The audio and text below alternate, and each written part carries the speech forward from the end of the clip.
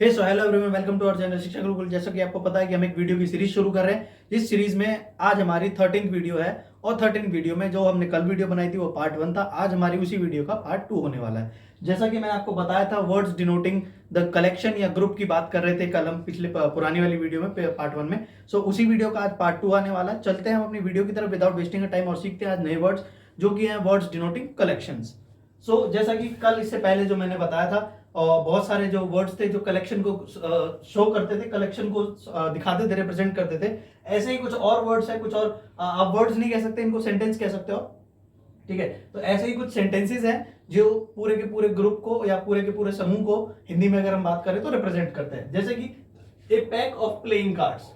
जैसे हमें बहुत सारी चीजें होती हैं, जैसे पिरामिड्स हो गए, कोई बुक्स हो गई, कोई बर्तन हो गए, या कुछ भी हो गया, शूज हो गए, कपड़े हो गए। हम डे टू डे लाइफ में बहुत सारी चीजों को यूज करते हैं जिसमें हम देख नहीं पाते या समझ नहीं पाते कि इनको एग्जैक्टली इनका ग्रुप ऑफ पेयर्स में बोला कैसे जाए, या बहुत सारी चीजें कोई ग्रुप में है तो उनको कैसे बोला जाए। तो इनको बताने के लिए आज हमने वीडियो का पर्पस ही यही है कि हम आपको बता पाए कि आप कैसे भी किसी कलेक्शन वाली चीजों को इंग्लिश में कैसे रिप्रेजेंट कर सकते हैं, कैसे प्रोनाउंस कर सकते हैं। सो पहला वर्ड है packing of A pack of playing cards. Pack of playing cards का मतलब होता है ताश के पत्तों के झुंड, या गड्डी आप कह सकते हो, झुंड कह सकते हो या गड्डी कह सकते हो। अगर वो कार्ड जो है सारे वो एक अच्छे से मैनर्ड वे में रखे हुए हैं तो वो पूरा जो झुंड नहीं कह सकते उसको, ठीक है, और गड्डी कह सकते हो। लेकिन अगर वो ऐसे ही पड़े हुए हैं, ठीक है, अनअरेंज पड़े हुए हैं, तो आप उसको झुंड बोल सकते हो। फिर इसके बाद है ए लिटर ऑफ पपीज।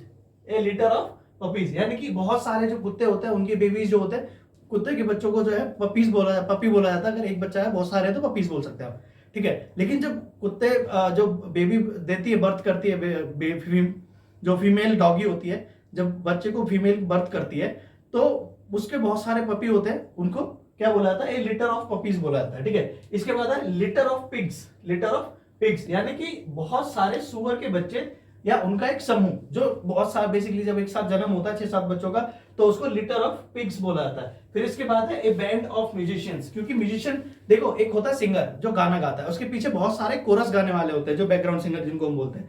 ऐसे ही म्यूजिशियन के साथ म्यूजिक तो एक ही प्ले करता है, लेकिन उसके साथ पूरा पूरा बैंड होता है जो अलग अलग, ड्रम पे कोई और होगा, पियानो पे कोई और होगा, गिटार पे कोई और होगा, इस तरह से, ठीक है। सो इसको बैंड ऑफ म्यूजिशियन बोलेंगे या गायकों की एक टोली बोलेंगे, ठीक है। इसके बाद है A band of robbers, fugitive या थीव्स, ठीक है। थीव्स यानी कि चोर कह सकते हो आप, ठीक है। रॉबर्स यानी डकैत होते हैं, तो डाकुओं का या चोरों की एक टोली, पूरी की पूरी डाकुओं की या चोरों की टोली।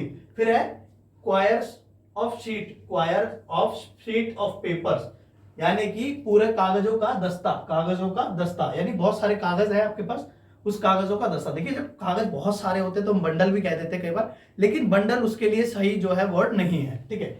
फिर है a team of players. A team of players यानी कि खिलाड़ियों का समूह, खिलाड़ियों का समूह। इसके बाद है ए क्राउड ऑफ पीपल। जैसे कि आपको पता है भीड़ का मतलब क्राउड होता है, तो क्राउड ऑफ पीपल, लोगों की भीड़, लोगों की भीड़। इसके बाद है ए हर्ड ऑफ एलिफेंट यानी कि हाथियों का पूरा झुंड। जब हाथी बहुत सारे समूह में आते हैं, ग्रुप में आते हैं, तो उसको इंग्लिश में हर्ड ऑफ एलिफेंट बोलते हैं। इसके बाद है denture of teeth. Denture of teeth, आपने कभी ना कभी किसी बुजुर्ग व्यक्ति को उनके दांत, नकली दांतों का सेट लगाते हुए देखा होगा। तो जो पूरा नकली दांतों का सेट होता है, ऐसे तो बोल देते हैं दांत का है, लेकिन वो डेंचर होता है पूरा का पूरा, क्योंकि नकली दांत होते हैं, उनको नकली दांतों का समूह बोला जाता है। इसके बाद है पेयर ऑफ लिप्स। आप देख पा रहे होंगे, एक अपर लिप्स होता है, एक लोअर लिप्स होता है। तो ये जो पूरे लिप्स हैं, क्योंकि हम लिप नहीं बोलते, लिप्स बोलते हैं, क्योंकि दो लिप्स एक साथ होते हैं। सो दो लिप जब एक साथ होते हैं उसको पेयर ऑफ लिप्स बोला जाता है, यानी कि होठों की जोड़ी, होठों की जोड़ी। फिर इसके बाद है flock of sheep. Flock of sheep यानी कि फ्लॉक ऑफ शिप का मतलब होता है भेड़ों का झुंड,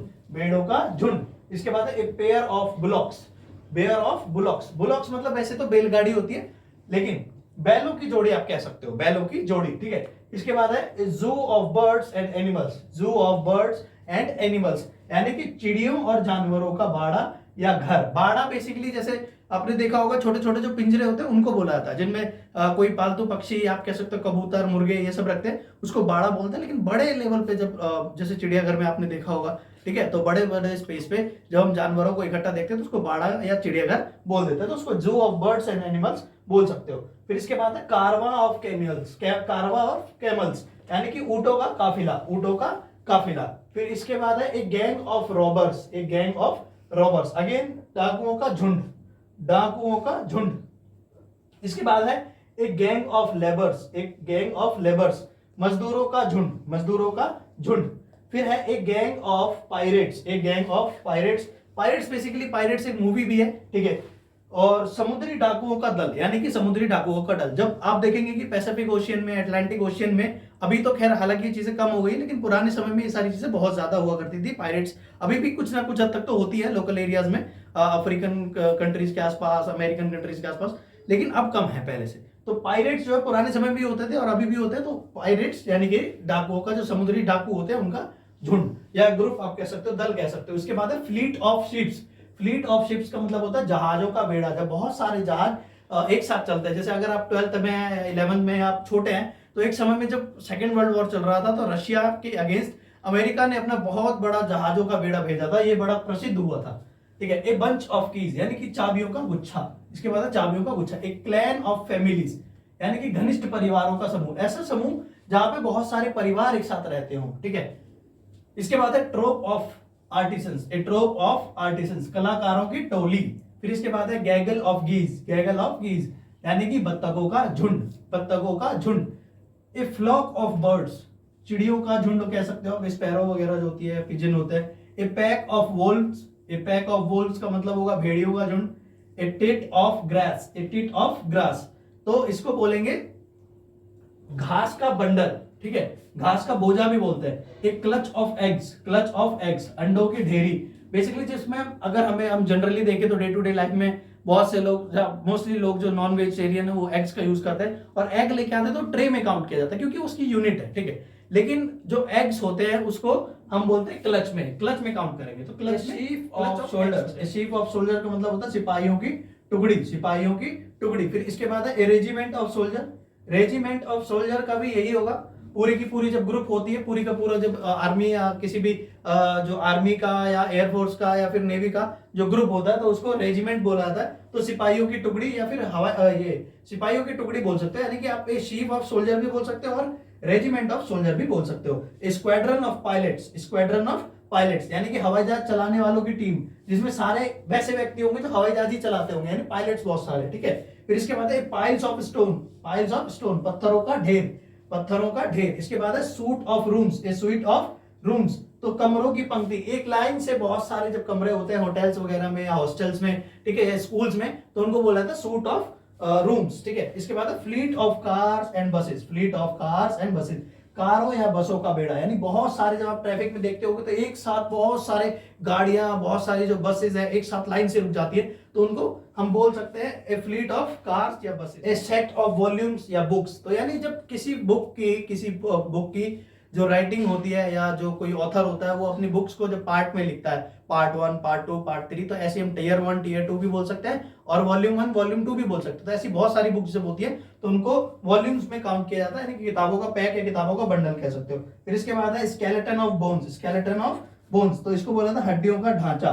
क्या बोला था? हड्डियों का ढांचा। सो आज जो हमारा एक क्वेश्चन है वो ये है कि आप मुझे बताएंगे कि हमारे ह्यूमन में जो हमारे पास दांत हैं उनके ऊपर एक परत होती है, उस परत को हम इंग्लिश में क्या बोलते हैं? हम आपको आंसर नेक्स्ट वीडियो में बताएंगे। तब तक के लिए till then thank you, bye bye. देखते रहिए, सीखते रहिए चीजों को। मिलते हैं आपसे अपनी थर्ड वीडियो में, तब तक के लिए बाय बाय।